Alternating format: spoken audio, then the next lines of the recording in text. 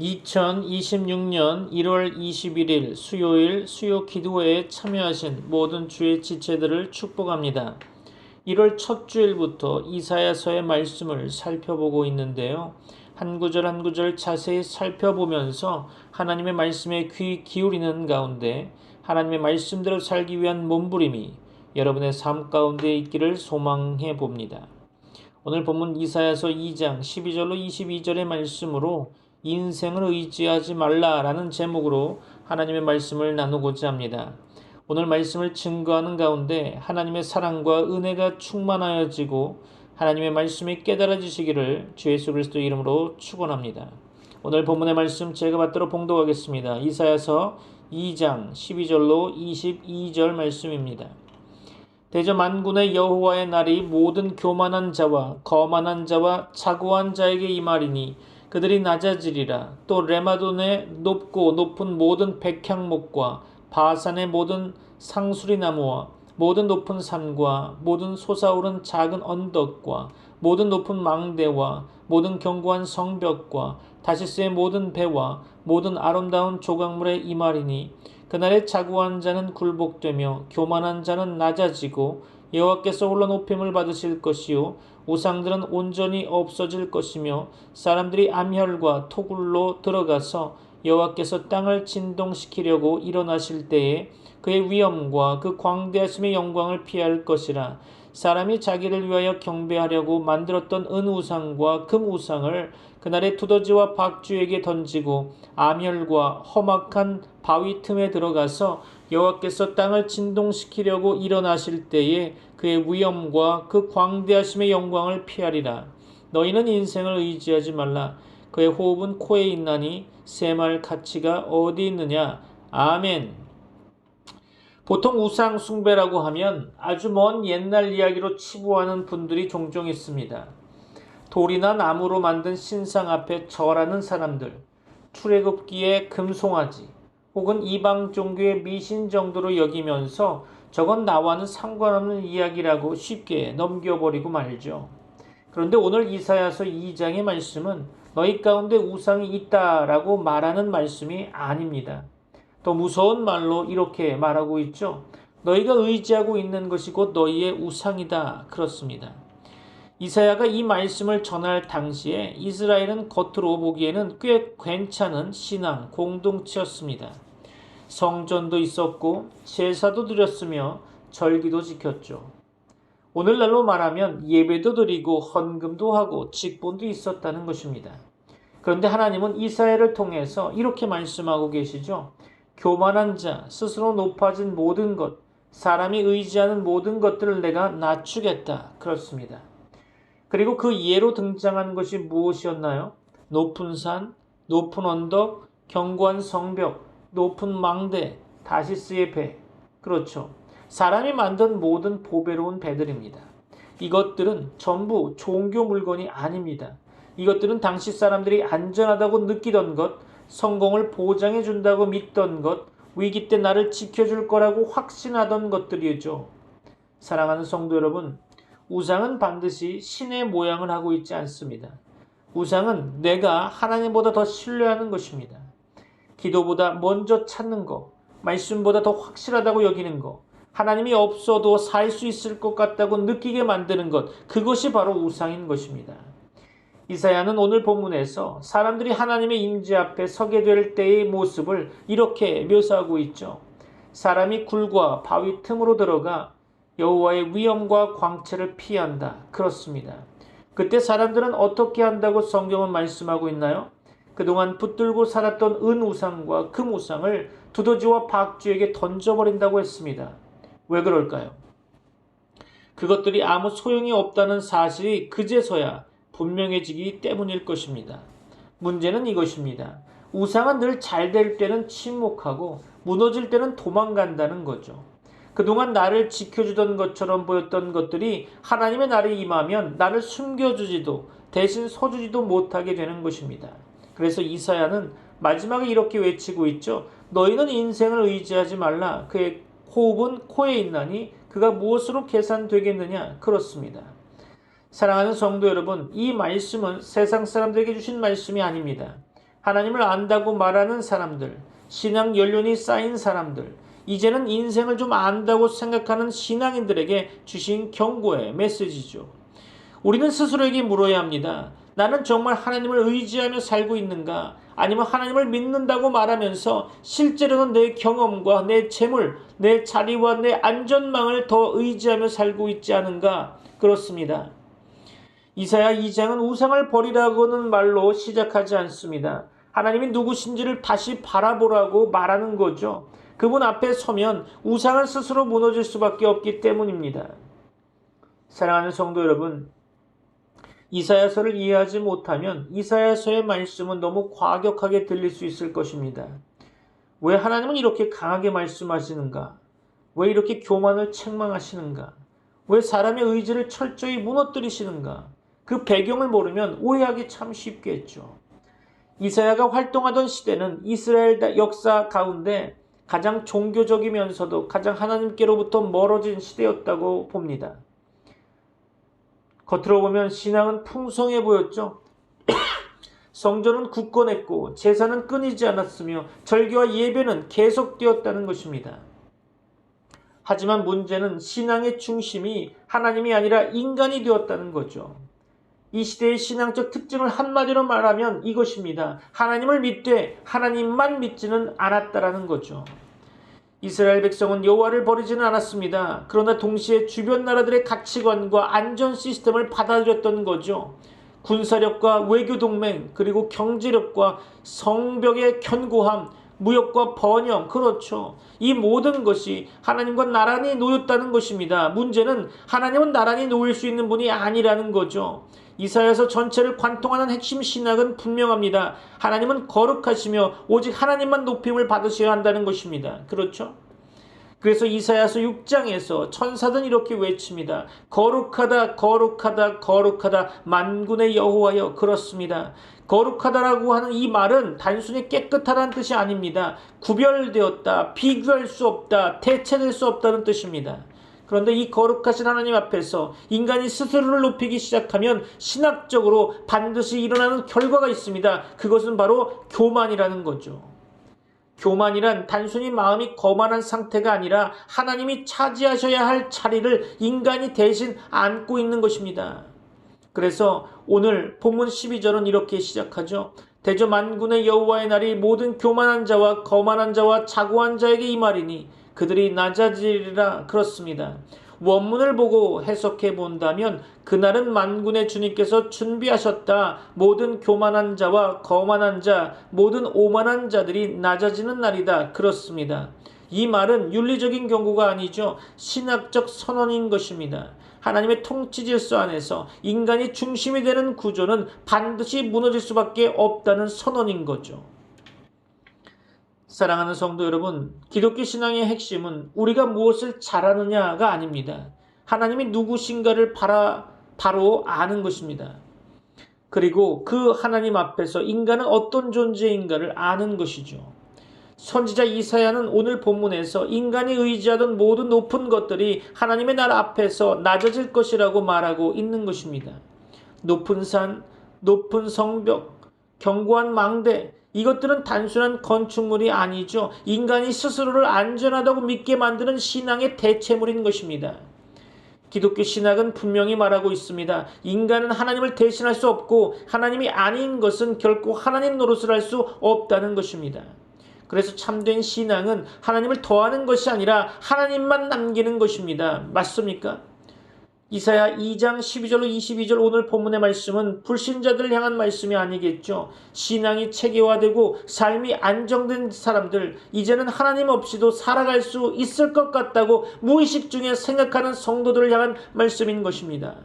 오늘 이 말씀은 우리에게 묻습니다. 너희의 신앙 중심에 지금도 하나님만 계시는가? 그렇죠. 사랑하는 성도 여러분, 이제 이사야가 오늘 본문에서 무엇을 말하고 있는지를 차근차근 살펴보도록 하겠습니다. 이 본문은 감정적인 책망이 아니라 치밀하게 구조화된 하나님의 메시지인 것을 기억하시기 바랍니다.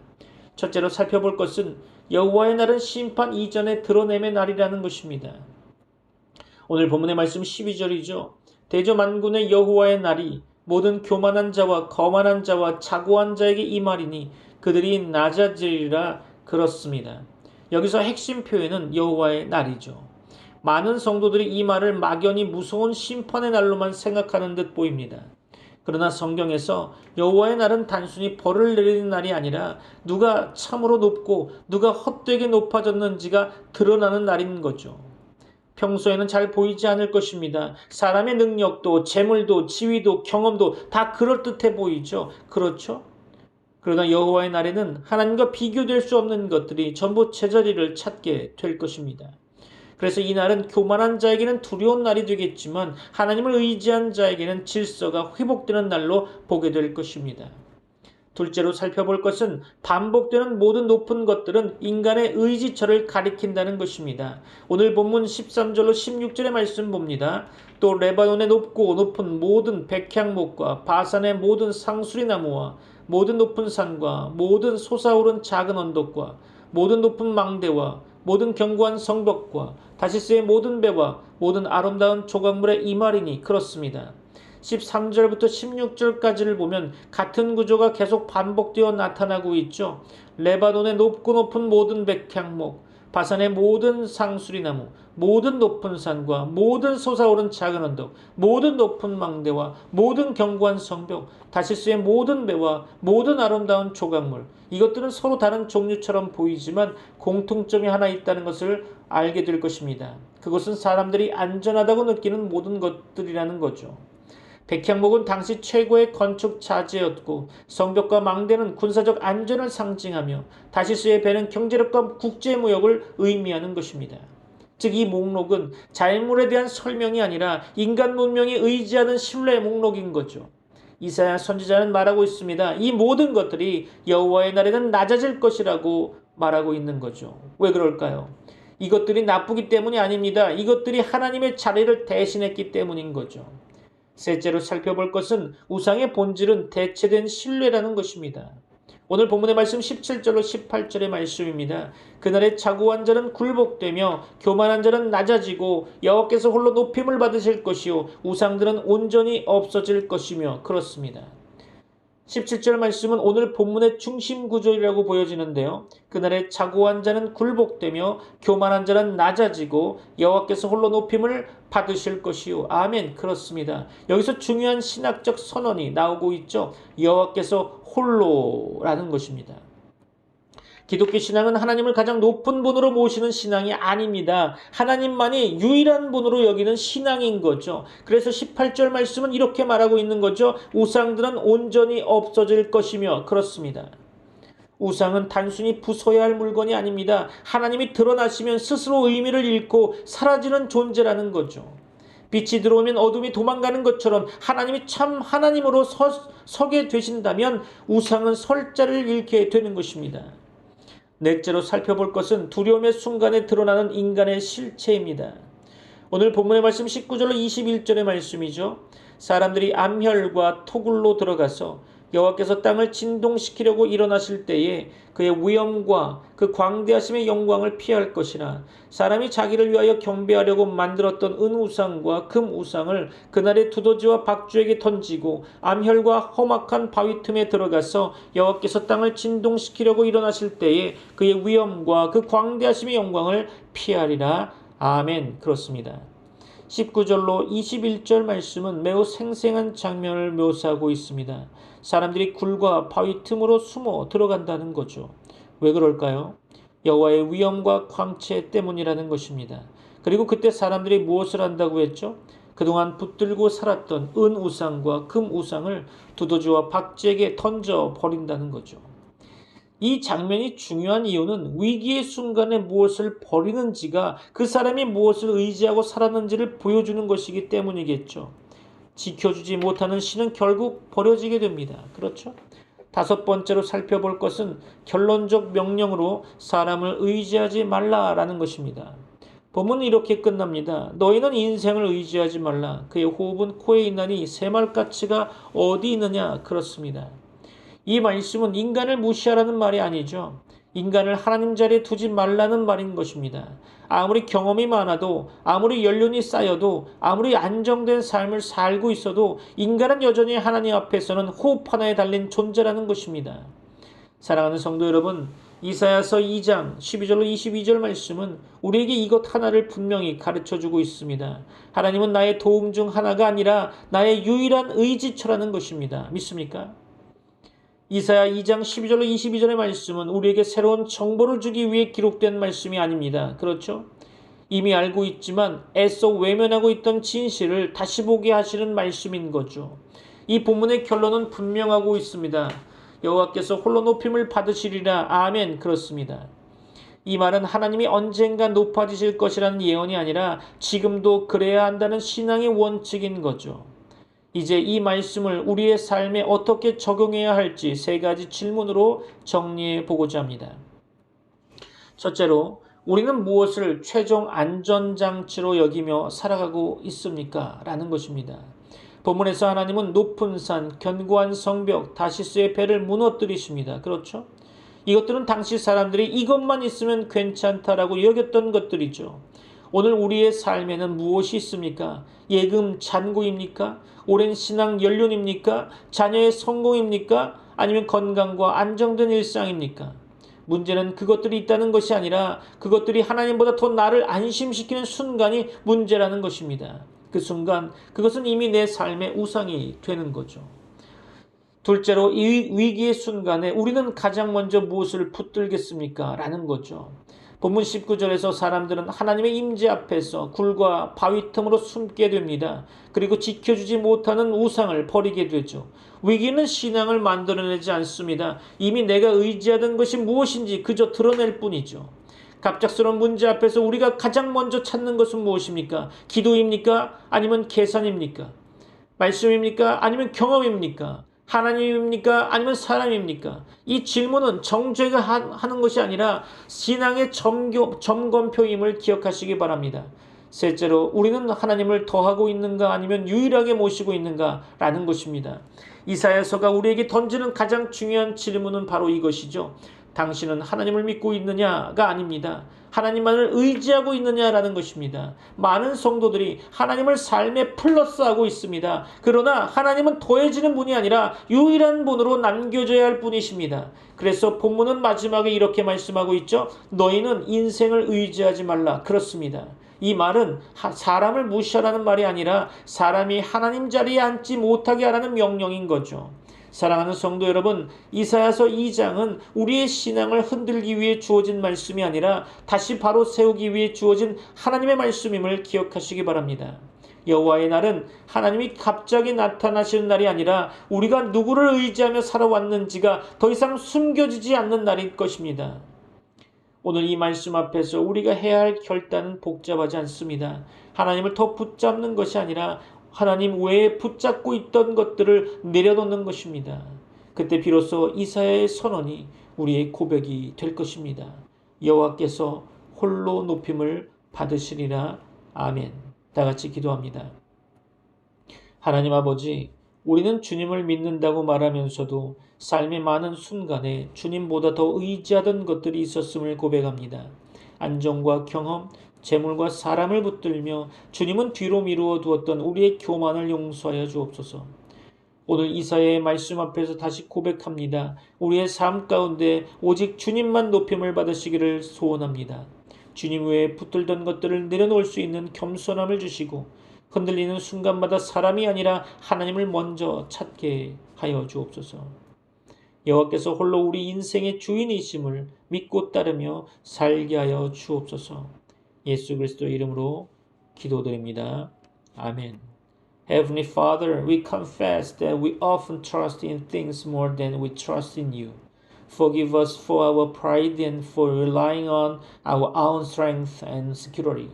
Today, we choose to depend on you alone. Help us to put you first in our lives and to trust you in every situation. May you alone be exalted in our hearts. In Jesus' name we pray. Amen.